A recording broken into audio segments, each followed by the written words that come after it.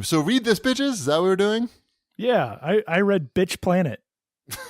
That sounds like a good book. It's a comic book. Yeah. Oh, I thought that was like a Shakespearean play or something. Mm-hmm. I read the first 5 issues are on my Comixology subscription on Amazon. How is that subscription? I still don't have that. It's not bad. It's like $6 or something a month.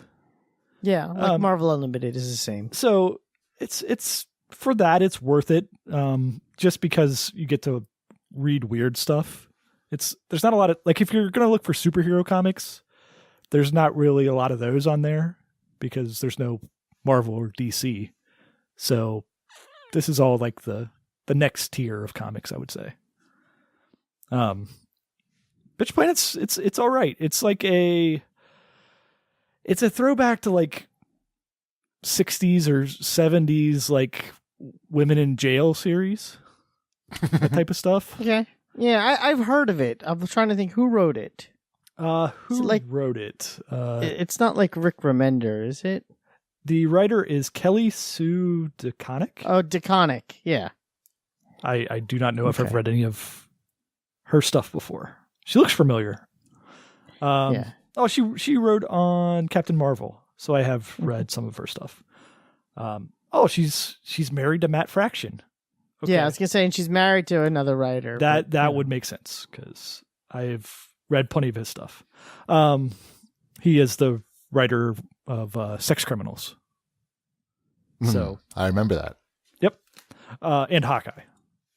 Yeah, Bitch Planet. Really good Hawkeye stuff. Bitch Planet basically any of the women that do not comply with the men get sent to this other planet where they are incarcerated, and now they are forming basically a football team type of thing where they're going to compete against the men, like an extreme, like no holds barred type of football thing where people die.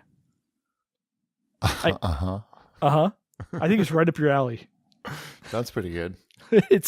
I enjoyed the 5 issues of it I read. Sounds a little silly. I'm not gonna lie.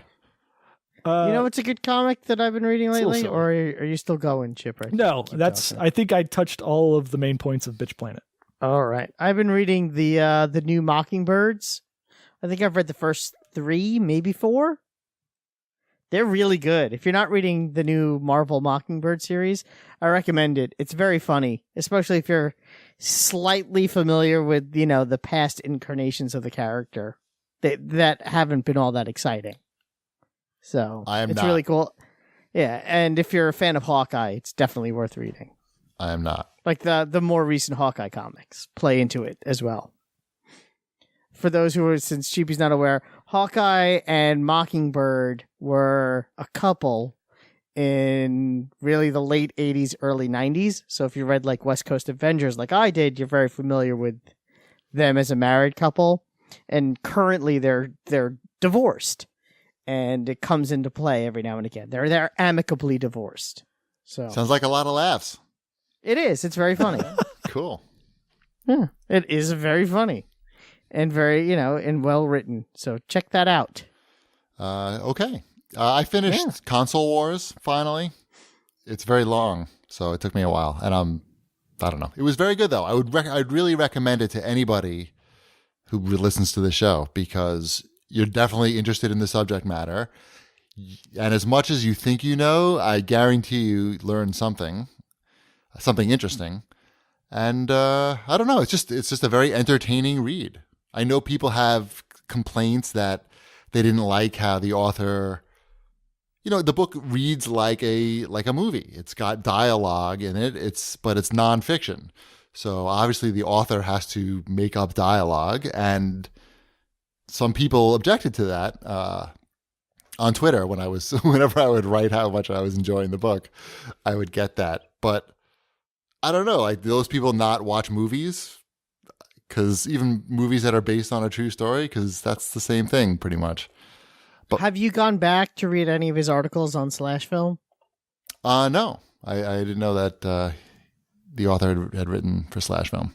Yeah, Blake Harris, right? That's him. Mhm. Has written a whole bunch of articles on Slash Film that correspond with the How Did This Get Made podcast. I know you'll never listen to the podcast, but he's not on the podcast, but he writes these articles for them. It's worth Cool. checking out. Cool. The book is $2, I think, on Kindle right now. If so, that's pretty cheap. I got a copy for you, Wombat. Excellent. I like books. It's heavy.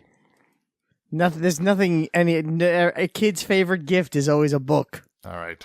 I don't know what that means, but okay. We got to move forward though, because we got to talk about Switch.